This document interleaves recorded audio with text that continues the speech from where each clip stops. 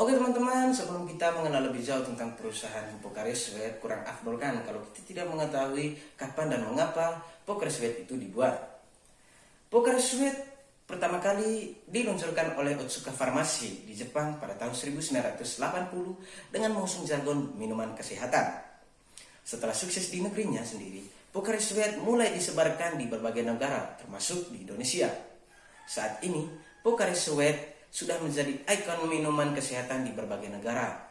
Namun, seperti kisah kesuksesan lainnya, perjalanan Pocari Sweat tidak semulus kelihatannya. Ada banyak kegagalan yang menerpa mereka.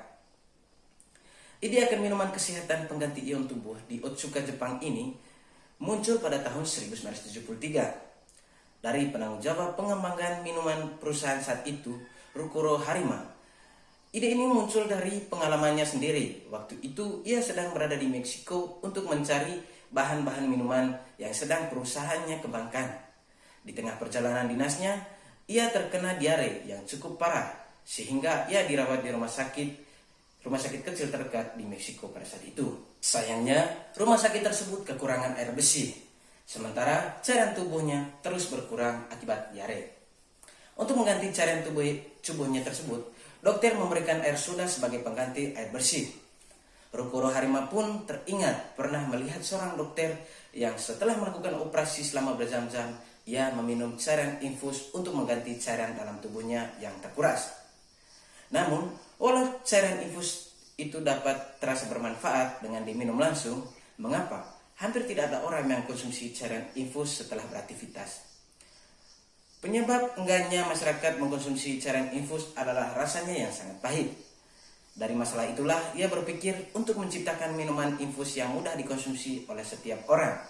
Nah, dari sinilah lahir produk bernama Pocari Sweat. Namun, tidak semudah itu. Pocari Sweat baru diluncurkan setelah 7 tahun melewati banyak proses, serta problema yang begitu banyak. Pada tahun 1980, Pocari Sweat resmi diluncurkan dan dijual. Namun, banyak masyarakat Jepang pada saat itu tidak merespon positif akan kehadiran dari Pocari Sweat. Saat menerima laporan penolakan dari konsumen akan produknya yang baru, Rukuro Harima tak patah arang. Saat ada konsumen yang mau membeli Pocari Sweat, ia memutuskan untuk membagi-bagikannya secara gratis. Ia sangat percaya bahwa keunggulan Pocari Sweat hanya bisa dirasakan setelah konsumen meminumnya berulang-ulang. Ia tidak mau setengah-setengah. Prinsip kerja tuntas pun ia terapkan. Jumlah kaleng Pocari Sweat yang perusahaannya bagikan pun tidak tanggung-tanggung, yaitu tidak terbatas. 1 tahun kemudian, tepatnya tahun 1981, saat tim penjualan mulai menyerah, benih yang ditebar pun mulai dipanen. Saat konsumen mulai sadar akan keunggulan dari Pocari Sweat. Pada saat itu juga, alam pun mulai mendukung.